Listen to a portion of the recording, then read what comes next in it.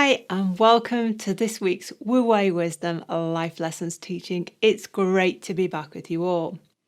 This week we are talking all about how to stop negative thoughts and negative self-talk.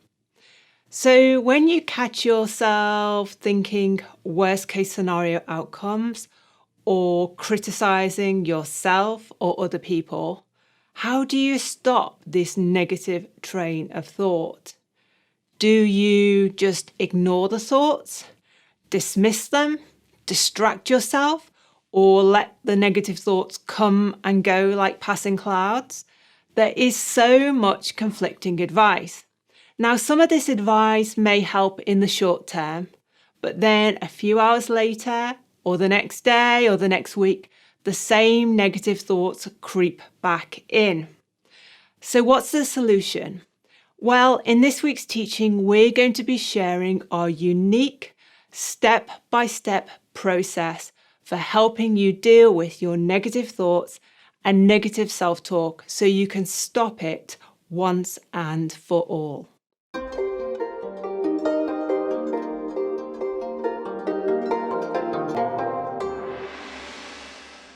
Okay, David, so in this teaching, we're going to be running through the golden thread process therapy technique that you use with all your clients.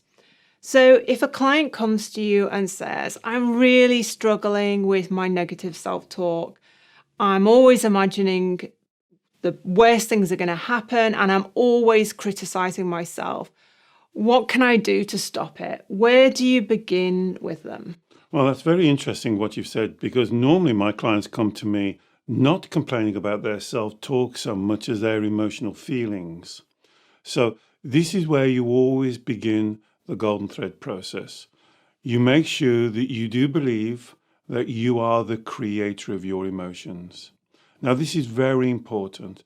Many of my clients have watched the videos and they come to do the work and they intellectually accept that they are creating the emotions. They accept emotions don't float around the room and attack them. They're not the victim of their emotions. But does that part of the mind that you may call your subconscious mind or your emotional mind, I would prefer to call it your inner child, does your inner child accept 100% that you are the creator of all your emotions? So once we've got that one sorted out and we've put the emotions to one side, then we can go on to the negative talk. So if you do that process, you will find that the emotions are created by what you think and what you believe. And that is crystallized by that self-talk, that negative inner critic. Do you know the one? Some people call it the devil on the shoulder. Always finding fault, always saying whatever, other people are better, you're not good enough. Well, you know the talk. Yeah. And that can be an endless stream of consciousness of negative self-talk. So what you're saying is, if I get to the point where I know that when I experience red light emotional feelings, so uncomfortable, painful emotions, that by and large, that is normally created by negative self-talk. Not by and large. All the time. All the time. Okay. So that's the first step, you see. Okay. You jump the first step and you see how important that first step is. So what you're saying is I can't blame external situations or other people. If I have experienced a red light emotional feeling, then I need to, in order for this process to work, I have to accept that I am creating those emotions by what I think or what I believe. Yes, you're not creating the situation, Yeah. but you are creating your response to the situation.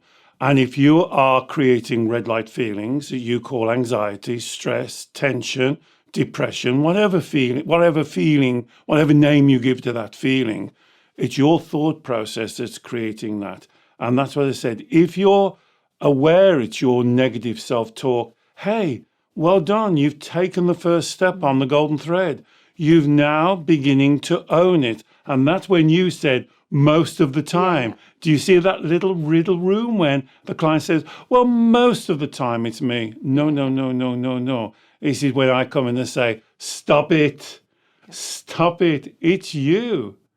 You are creating the emotions as a result of what you're seeing or you're experiencing. Now, before you can challenge what you're experiencing, let's deal with the emotions first. Okay, so if I've been following our work, I've been listening to our teachings, I listen to us on YouTube, on the podcast. I understand that my negative thinking is creating my emotions. So I understand that those thoughts are at the root of me feeling yucky.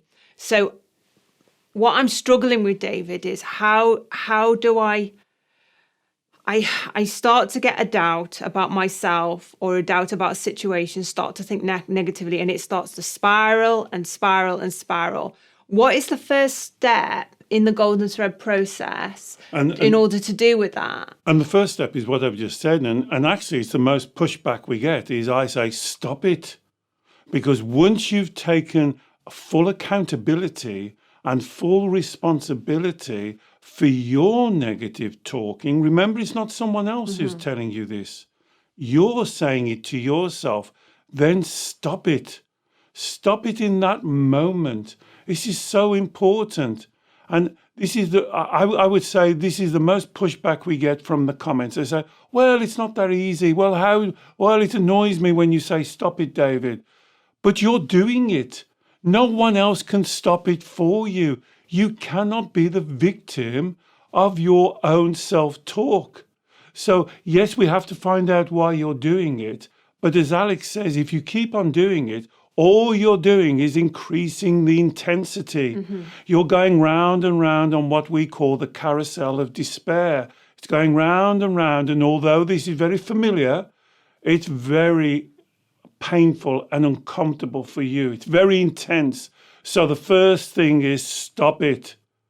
Draw a line under it. And then you can carry on with the golden thread, the reverse engineering. Let's find out why you have chosen to use those self-critical words and beliefs. So, and that's critical because a lot of people may misunderstand when you say stop it, that you're meaning just ignore it, just dismiss those thoughts, just say, oh, don't think ridiculously. We're absolutely not saying that. But what we are saying when you say stop it is don't add extra fuel onto the fire. Exactly. Do not escalate it. Don't escalate it by carrying on and allowing the worst case scenarios to get even more elaborate, more detailed, more amplified. Don't allow the negative self-talk, the train of thought about yourself to become even more critical, even more judgmental. Let's just halt it where we are, and then we need to look at in more detail as to what's going on. And so the thinking behind this is, will that self-criticism ever improve the situation? Ever? Keep on criticizing yourself, being judgmental about yourself, comparing yourself. You know, we call it CCJ. Are you doing this? Because if you're doing this, it will make things worse and more complicated, more intense, more harder to find your way out. So stop it. Stop doing that and just pause where you are. Don't go another step forward down that track because all you're doing is making it worse for yourself. Stop it. Draw a line. Drop your shoulders. Take control. Be accountability for where you are now. And this process can also be described as find it. So you've got to find out what's happening, own it, be accountable for it, and then you can change it. Find it, own it, change it. That's the golden thread, the reverse engineering, starting from your emotions, then coming to where we are now. What is the self-talk that's creating the emotions? Stopping escalating the self-talk. Now you can start to examine the self-talk. And I think a lot of people, if they use, say, distraction techniques in order to stop it, or they just kind of dismiss it, or they try to just do something else, and they think, okay, well, I've started to feel a bit better now in that moment. I've distracted myself. but they don't go to this next level Exactly. of what you call the find it. Yeah. Find it is the first stage in the Yeah, golden thread it is. process, because I think, would you say it's like human nature? Once we start to feel a little bit better, it's like we don't want to put in the legwork to do the deeper work to find out what's actually causing the negative self-talk. Thank you, Alex. That's a really good question. I would say it's the opposite to human nature. I would say it's just familiar. You're just used to doing it. And so, as Alex says, you try and avoid it. Now, you can avoid it by thinking of something else, going for a run, going for a walk, having a drink, spending some money, eating a cream cake. All of these avoidances will not solve the problem. They will not get any solution. In fact, what happens, as you well know, it makes it worse because you've stopped it just by distraction. You haven't taken accountability for it. You've done something else. And then when that kind of goes away, you're back in the same place without learning any more information. You haven't owned anything. You're just becoming the victim. And so if you do the distraction technique that Alex just mentioned, what you're doing, you're confirming your victim mode. And I do not see or acknowledge you as a victim. I want us to be victorious, not a victim. And so stopping it in the tracks, holding it so you don't go any further, then it allows you to do the reverse engineering. Where did this come from? And this is what I call human nature, this self-inquiry, this wanting to understand, this knowledge, this wanting to know more. That's the nature of us as human beings, to want to understand. And there's a saying in Taoism, a wonderful saying, you cannot change what you don't understand. So the golden thread is to understand, is emotional education, is to be inquisitive, is to be consistent, is to don't go any farther down the road, stop, pause, drop shoulders, take a breath and say, now, these are my thoughts, no one else's. These are my beliefs, no one else's. Why do I believe it? You know, I say in all of my videos, it's very important. What do you believe and why do you believe it? And it's being accountable for what you believe. So what you've got to do on the find it is to find out why you're saying these things to yourself, whatever it is. If it's the 3 lies, I'm not good enough, I can't cope, I'm unworthy, or I'm unlovable.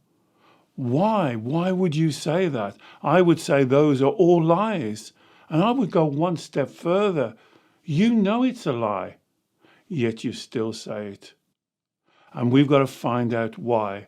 And that's what the golden thread does. And this is, I guess, the value in this process, this self-inquiry, because it's like a treasure trail to find, say, the root core belief. So if we are thinking negatively about a current situation or about ourselves in a current situation, if we do this inquisitive questioning, asking why do I think this? Why do I believe this? Why am I thinking this about myself in this situation?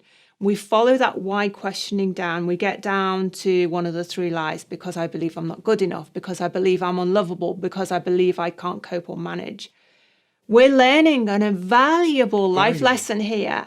But by contrast, if we follow, say, a lot of people recommend the technique of allowing the negative thoughts to come in and then just drift out like passing clouds, you're not learning anything about yourself there. You're not dealing with the core issue by just letting the thoughts come in and go, or by just distracting yourself. But from the Wu Wei wisdom model, that's even worse, because you're making yourself the victim. You're not controlling the thoughts coming in or going out. So you're making yourself the victim of the negative thoughts? Exactly. They're just happening to me. They're just happening to me, and they're coming in like, as you like say, a bad storm. like a crowd, and I have to just accept them. And I'm saying, no, you don't. You are creating these thoughts. Let's find out why you are choosing I know you're not going to like that word. Why you are choosing to create those thoughts. There will be a reason. Deep down in your subconscious mind, or I call the inner child, there will be a reason why it is creating that negative thought. A misperceived benefit. I know you're not going to like that last two sentences. You are creating it. You are responsible. And you believe somewhere in your subconscious mind there is a benefit of doing this. And the benefit is normally, if you're like shaking your head now and saying, this guy doesn't know what he's talking about, I can tell you one benefit that I nearly always hit with my clients. You believe it emotionally protects you. It keeps you safe. It doesn't.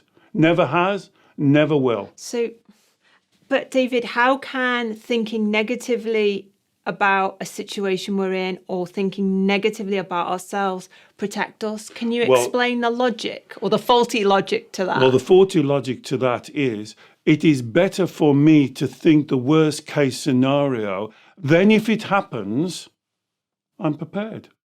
And how does that apply to thinking negatively about ourselves? So if then somebody criticizes me or somebody finds fault in me or I don't do something right or I fail, then I've already, whatever they say to me, I've already said something worse to myself. So I can handle it better because I can't handle what other people think about me. Instead of my teaching is what other people think of you is none of your business. The inner child thought is what other people think about me is absolutely my business because I get my value and my worth from external. So if they already think and I tell myself I'm worthless, then they don't expect nothing. And if I do get something wrong, then I can say to myself very quickly, well, what do you expect? Well, there's the answer. That's proof I'm not good enough. That's proof I'm unlovable. That's proof I can't cope. And there's the cycle that goes round and around and around. That cycle becomes familiar. In the familiarity, the inner child misreads that as being protective, something it's used to, something that's known. There's nothing that's outknown. And that's why these teachings are so difficult. We're trying to get you to consider the unknown as a perfectly reasonable way out of this situation. And of course, the inner child does not like the unknown. Dislikes the unknown totally. Yeah. And we've done several teachings on how the inner child makes us play small, how the inner child sabotages us because it wants to keep us how it perceives safe and protected. But in doing so, that just totally compromises us. And Absolutely. Of course, if one of the strategies is for the inner child is for us to think negatively, to be down on ourselves, to be critical about ourselves, it means we are living with red light, negative feelings all the time. But also, Alex, what that does, it becomes a self-fulfilling prophecy. Yeah. So it confirms that you're not good enough because then you say, look, I'm not good enough. And there's the reason. So you think you're not good enough and then not good enough things happen. This is the law of attraction. And so it becomes a self-fulfilling prophecy. And then you're stuck in the circle of negative thinking, critical self-talk, always looking at the worst case scenario, almost in quicksand, being dragged down and down and down and down. And that's when the red lights start giving you the signal. So this is why this self-talk and stop it is such a powerful teaching. Stop it. Stop it. Say to yourself, stop it. Then take a breath, drop the shoulders. Now do the reverse engineering. Why do I believe that? Where is the evidence that this is true?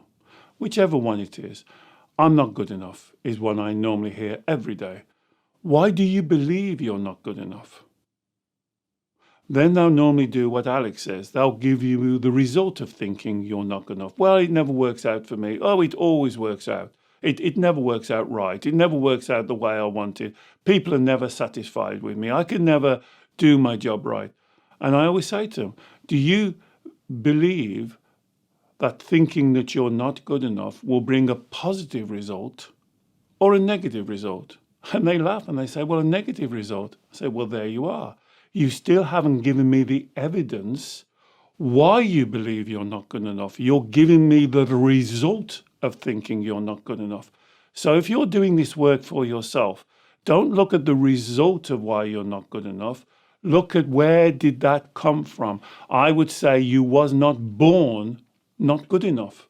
You've created that belief from somewhere. And also, as well as, I guess, our inner child, our emotional mind coming up with all the evidence it's collected to prove a point, to prove the point that it's not good enough, that this is going to be a disaster, that it's all going to go wrong. And questioning the validity of that rather than saying, well, this is just the outcome of you thinking like this over the years. The other thing the inner child will do is it will always focus on one extreme. And it'll say to you, yes, well, this could happen now. We can't deny that there is a good possibility or a possibility that this is going to go wrong. We can't deny that I may mess up. We can't deny that this person in my relationship I'm worried about may leave me. We can't deny the fact that my boss may turn around to me and say, you're fired.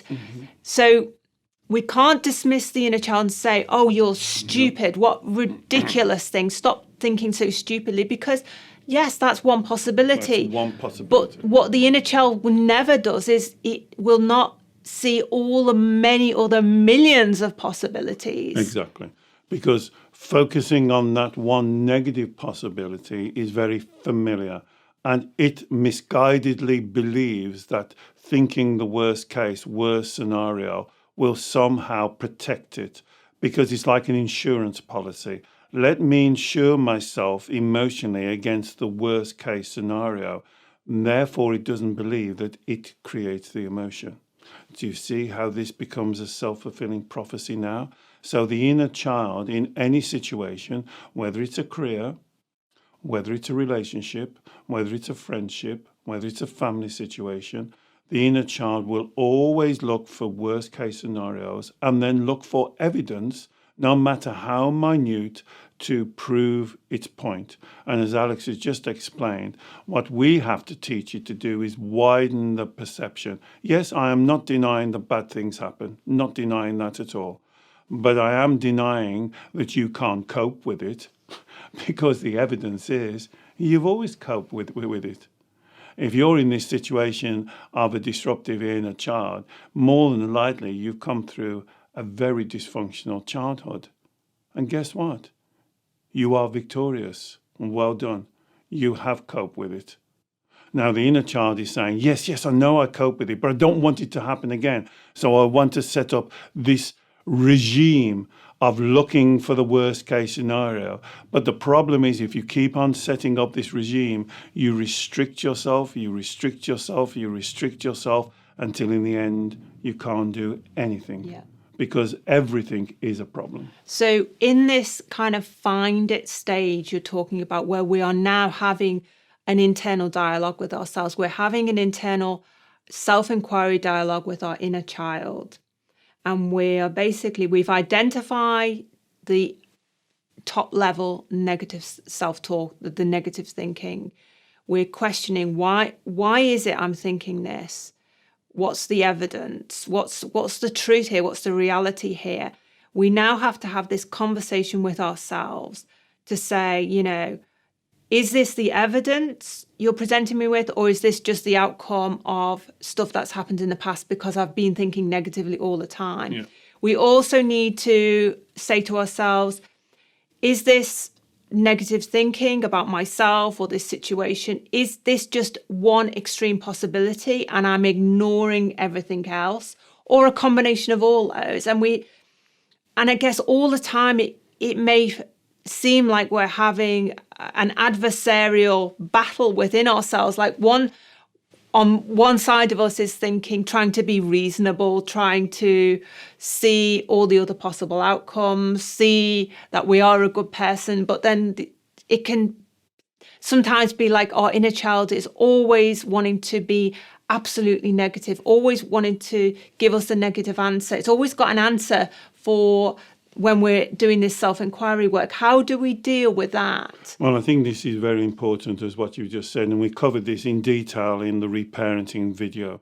And this is where a lot of people make a big mistake, because they treat their inner child as an adversity, and they treat it as like something that has to be not a victim. There's something they have to dominate. I'm sorry. It's a problem. Like it's a real problem, and this thing in your mind is like against you. It's like a kind of somebody you've got to fight. That's the word I was looking for. They see it as like a rutting match, fighting, and they have this internal, really negative, aggressive dialogue with themselves, where really what you're talking to is a little 6, 7, 8-year-old child who doesn't understand. And so you have to find the technique to speak to your child. This is the number one thing, again, I work with my clients on.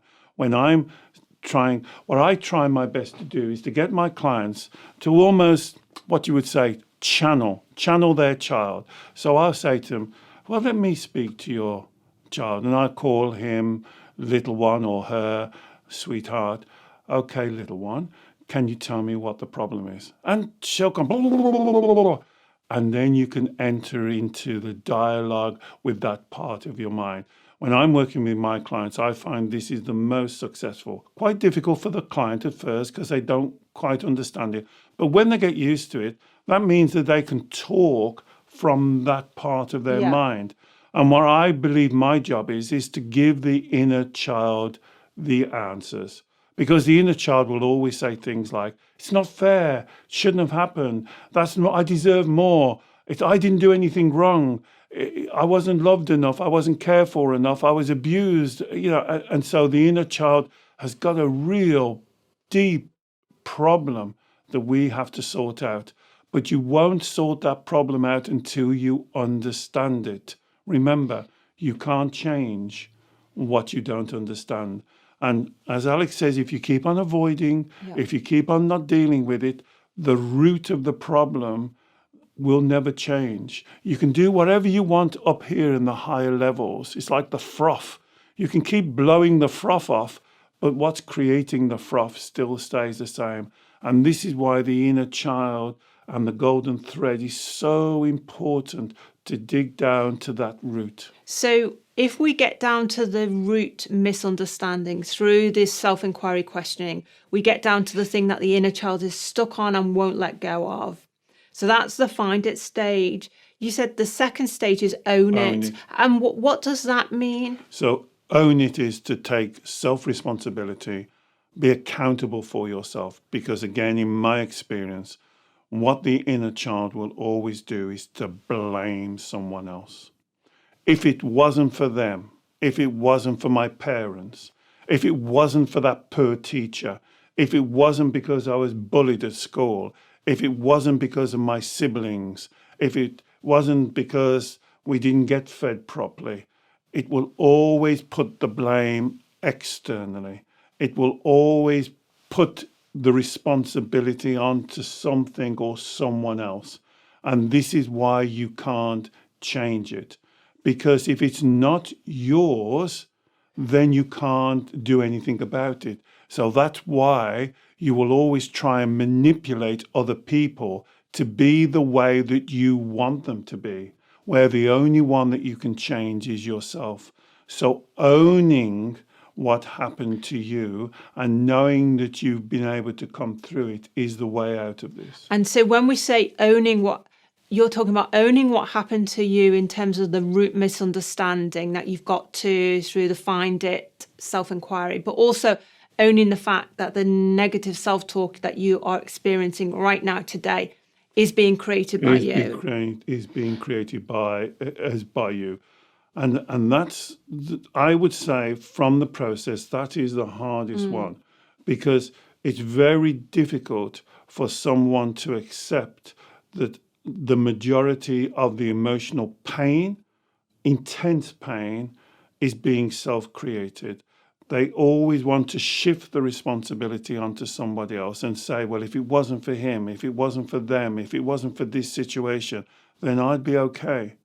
But the problem is, in reality, you're always going to meet very challenging, very difficult situations, and how you respond to them is totally 100% down to you. And one important thing to say here as well, David, when we're talking about owning our kind of belief system, even if it's a belief system inherited from childhood, what we're not saying is owning what happened to us was our fault. So if we were experienced extreme dysfunctionality when we were young, if we experienced abuse when we were young, if we experienced really difficult situations, we're not owning that it was our fault, our responsibility. But what we are saying is, if we only through owning the beliefs that we created in response to those, which at the time when we were a child were perfectly reasonable ways of thinking and believing, because we were young, we didn't know better, we had no one to explain the truth of who we are and what was going on. But now as an adult, only we can take responsibility and own our thoughts and beliefs, even if they're those thoughts and beliefs that have been carried right from childhood. That's such an important point, Alex. It's so important. I am not under any circumstances saying that you are responsible for the situation, for someone else, for the incident, or for what happened. What I am saying is you are responsible for your emotions. And as Alex has just explained really well, that a child, when you were a child, you did not have the wealth of knowledge and understanding that you've got now. So I'm not even blamed. There's no blame here. I'm a Taoist, so there's no blame. There's an understanding of the situation. Because when you understand the situation, then you can do something about it. And it takes the power away from them and it gives the power back to you. Because now you can change your response. If you keep on putting the power to the other people, then you're always in the victim mode. And this is why what you just emphasize is so important to get right. Owning it, taking responsibility is about your emotions, not about the external situation or somebody else. You are not responsible for them, for that. You are responsible for how you react to it. So just to do a kind of little role play on where we've got to so far, if I'm experiencing really strong, uncomfortable red light emotional feelings, anxiety, fear, panic, hopelessness, because I'm having negative thoughts about something that's happening at work, I'm worried that I'm going to be made redundant. I'm thinking I'm not good enough at my job. I think I'm not up to standard. I think my boss is thinking negatively of me. So I'm worst case scenario thinking, but I'm also critically negatively down on myself to do with my job and my performance at work. So that's the kind of the surface level emotions and the surface level negative thinking. I've then done the self-inquiry process and asked why. Where's the evidence? How do we know that I'm going to be made redundant? The one that I would pick up there, Alex, is I'm not good enough. Yeah, I'm not good enough. So I would pick up on that one, and I'm not good enough, so I'm going to be made redundant. Exactly. Yeah. So that's the one I would pick up on, and I would challenge that one, and I would say, now we're on the find it. Why do you believe you're not good enough? Now you see the difference in the energy when you ask yourself that question. So now we know the current situation. Now we've got to find out how and why you're addressing this current situation in this way. So the question is, why do you believe you're not good enough? So that would be my golden thread question. Yeah. And then we would follow that down. The inner child would give us the evidence. Well, I was rubbish in my last job. The times are hard, and I think I'm going to be the first person to be laid off. In the past, I've been poor performance. So now you're giving me the results of thinking you're not good enough. Now we've got to navigate through that, because they'll keep on offering you the results of thinking you're not good enough. And you have to go down to when you first came up, the evidence of why you believe that you're not good enough. And in your case, what you're saying, it will be something like, well, I didn't do well at school, and I knew my mother was always disappointed in me. And so they've gathered that situation they've gathered that thought from that situation. So if I get to the point where I found the origin of this surface level negative thinking is because I believe I'm not good enough. And this was because when I was younger, I was criticized by my teachers, my parents. I acknowledge now that this belief that I'm not good enough is my belief. I can't. You're owning it now. Owning it, yeah. That's owning I'm it not now. going to blame my teachers. Exactly. I'm not going to blame my parents. I'm not going to blame anyone else. I'm saying, okay, I understand, David. I'm going to own this now. I have a belief. My inner child is holding on to a belief that I'm not good enough. So how do we move to the final stage, this change it stage? How do I change that belief? So change it now. I tell you that owning it is so important, because in that situation, that role play that you've just done, they'll always want to blame the teacher and say, well, the teacher should have known better, or my parents. That's not the way to bring something up. It's to say that I reacted. Yeah. That's my belief that I created. Then the change is, okay, now I'll be working with you and say, well, do you believe everything your parents ever said to you? Well, no. Okay, so I would stop you and say, so now why are you choosing to believe that and reject something else? Because, well, the thing that comes immediately to mind is because as a child, it felt so painful. So now when I was criticized, I experienced really strong red light emotions. And that's why it's so powerfully an important part of my story now. So you see what happened. As we got down to the golden thread, you see the link back right to the top. Then when Alex was role-playing, she went right to her feelings. I only asked her a question, and she answered like we all would. Do you believe every single word your parents say? And she said, no, of course I don't. Okay, well, that's interesting. So why would you believe that statement and reject this statement? Now that part of your mind is stuck because they made a choice and they don't want to own the choice. Yeah, they want to get lost in the emotions again. They want to take you back to the emotion. story about how bad it felt, how I've never forgotten it, how it's affected me for the rest of my life, or how it's affected every part of my life. I'm back in the victim mode now. Poor me, I'm back in the victim mode. And that's what you've got to... So I would then try and hold them back and say, no, okay, darling, I'll speak to the inner child. Okay, sweetheart. Okay, little one. But why would you accept that to be the truth and reject something else that your parents said? Well, I can see now that it was like cherry picking because lots of times...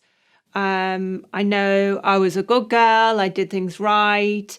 Everything was fine. I didn't kind of question myself. But this one thing has just really stuck with me. And why do you think that one thing has stuck with you? So you see what I'm doing now? I'm just getting that part of your mind used to looking at something in a different way. So here's the life lesson. Once you've got down to the core and you can see how difficult it is, then it's like you're sitting with your child. It's like sitting with your physical child and you're just discussing things. You're just saying, oh, well, that's interesting. Why do you think? So you don't say, well, stop thinking that or change your thoughts, or that's the wrong thought.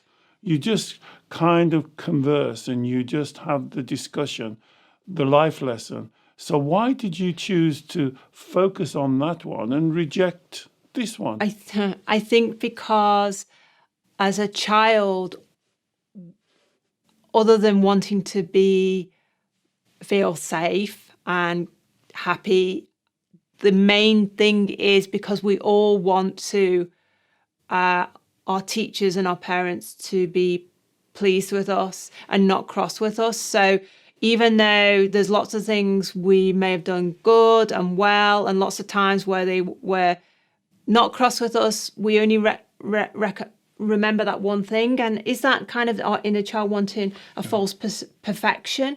Well, no, I mean, that would take about 10 or 15 minutes, maybe longer, because you would have to get the inner child comfortable with a conversation and being able to talk and know that I'm not going to criticize or I'm not going to be judgmental or compare her. But on the role play that you're doing here, the number one thing that I would focus on now is value.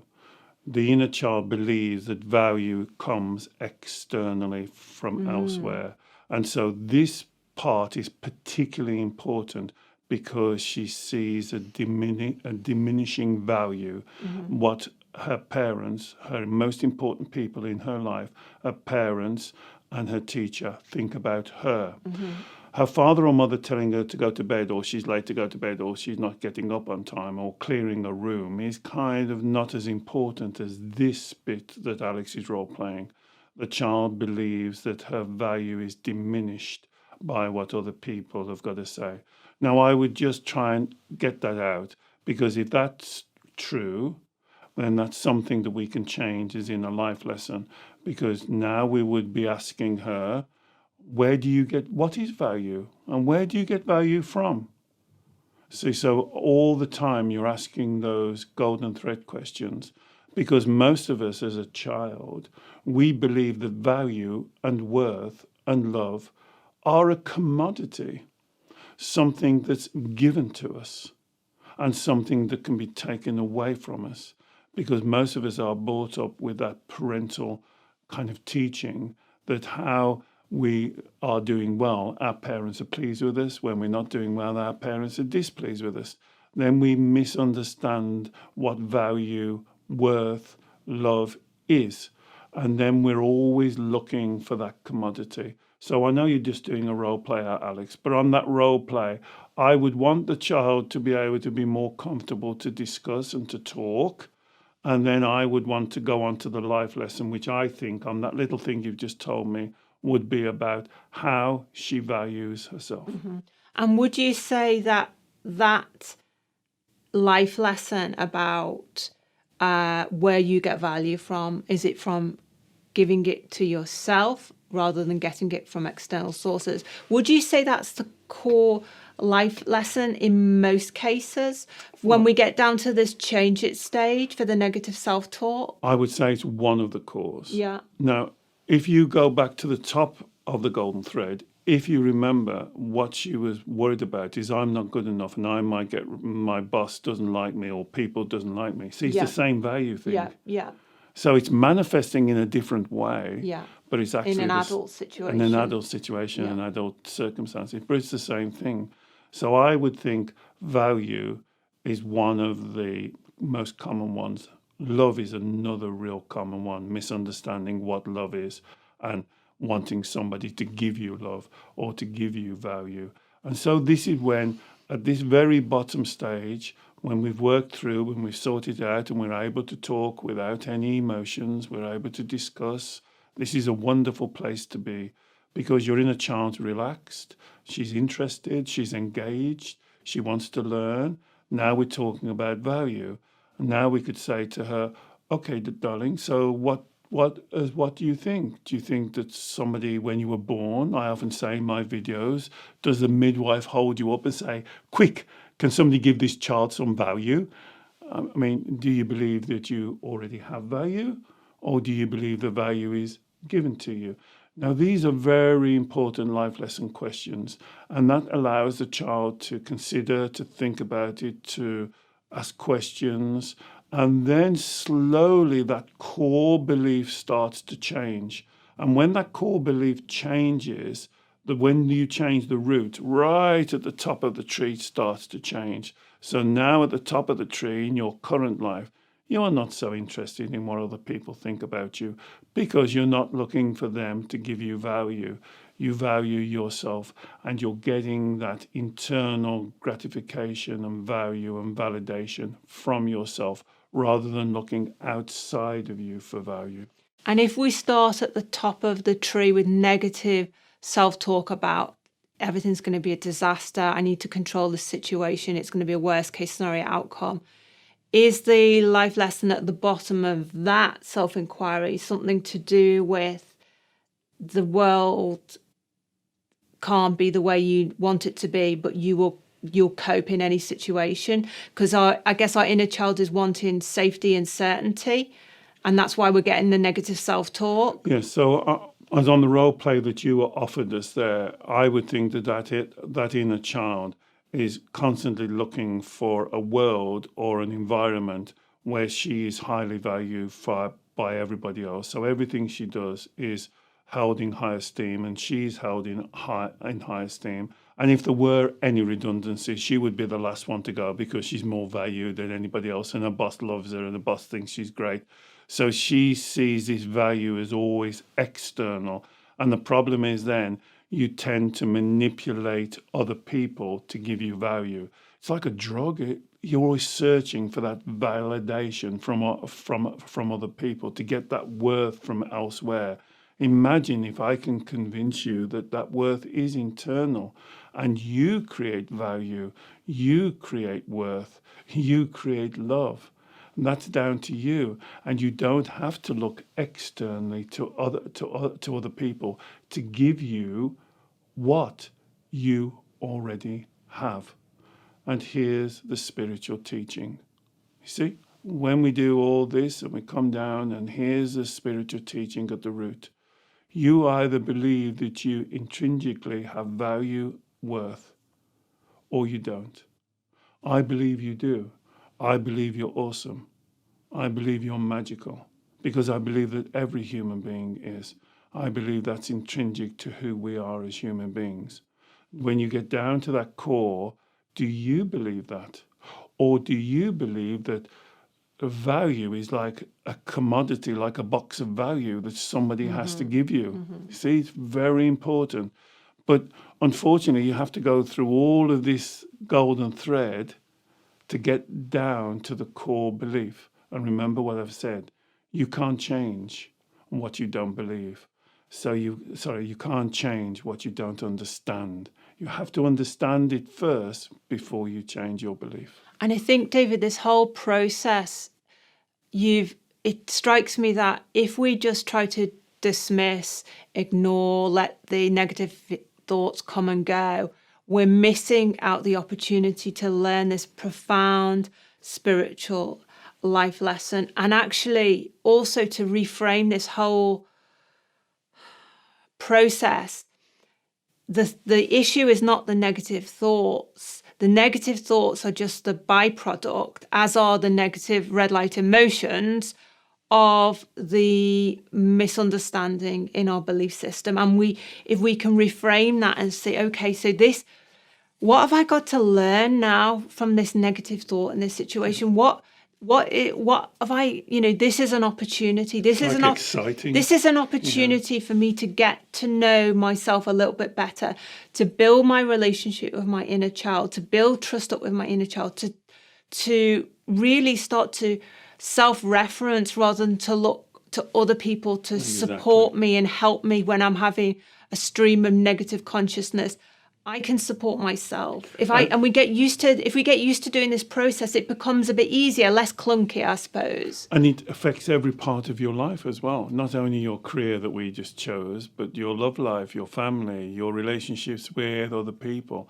When you're creating that self-value, then the thoughts change, the words change, your actions change. Everything about you changes. The real skill, and it is a challenge, the real skill is to go back and find that misaligned core belief in the childhood. And that's what the red light emotional feelings are telling you. There is a misaligned core belief deep in your subconscious mind that we call the inner child. And she or he has a misalignment that we need. I always say to you, when I've been doing this work for 40 years now, and I've never found a monster child, somebody you've got to fight, somebody who's out to get you, somebody who wants to screw up your life. Quite the opposite. I found a gorgeous, beautiful little child, having no education, doesn't know how to deal with things, doing what they just is familiar to them just because it's familiar. Nobody's ever sat down, had the discussion, worked it out, listened to them, answered their questions, give them another way to think about it, changing their perception. Remember, we've talked about this very narrow perception, and you widen it out. And that really is why the inner child work is so profound and life-changing. And you can do this. Just follow those simple techniques. Don't remember that you create your emotions. Then ask why you created that emotion. Why, until you get down to the core. But I would guess, if you're sticking with us through this session, you already know what the core is. You already know when it started. And that gives you the opportunity to speak to that part of the mind, because that part of the mind is holding on to that misunderstanding like grim death. Brilliant. Thank you, David. So we've covered a lot of ground there, and we have lots of supplementary teaching to help you with your understanding and the application of every step in this process in terms of the inner child work, understanding some of the inner child strategies, understanding the teachings about self-love, looking for external validation, all of those things. I will put links to some of our best teachings in the show notes. So essentially, we've talked about the stop it. We've talked through the find it and the self-inquiry. We've talked about the owning it and the importance of that. Owning your emotions. And lastly, we've talked about changing it. How we change it through learning the life lesson and teaching that to the inner child. I really hope you found this teaching useful and valuable. Please do comment below or share the teaching with someone else who you also think may benefit. If you'd like to work one-to-one with David on any of the processes, any of the techniques, any of the issues we've talked about today, David works by Zoom video call with clients all around the world every week, and I will put a link to learn more about David's sessions in the show notes as well. And finally, don't forget to subscribe to our YouTube channel. We produce new videos every week, and we'd love to share your journey with you. Take care. Bye-bye.